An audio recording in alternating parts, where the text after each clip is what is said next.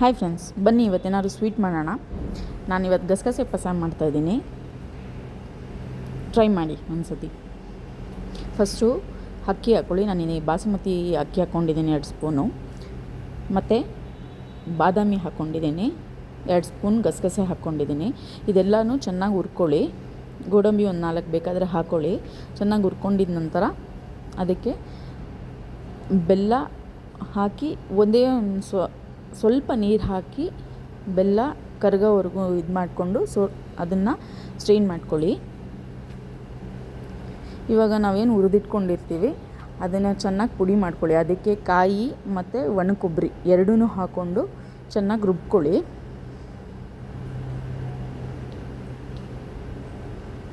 ಇವಾಗ ಬೆಲ್ಲ ಏನು ಸೋಸಿಟ್ಕೊಂಡಿರ್ತೀರ ಅದಕ್ಕೆ ಇದು ರುಬ್ಬಿದನ್ನು ಹಾಕಿ ಸ್ವಲ್ಪ ಹಾಲು ಮಿಕ್ಸ್ ಮಾಡಿ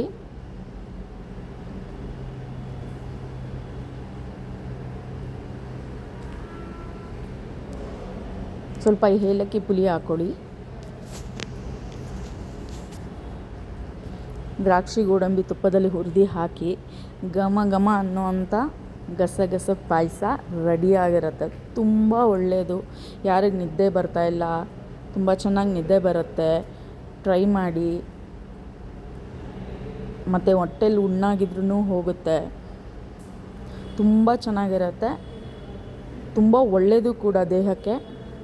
ಬಿಸಿ ಬಿಸಿಯಾದ ಗಸಗಸೆ ಪಾಯಸ ಮಾಡಿ ಟ್ರೈ ಮಾಡಿ ಕುಡೀರಿ.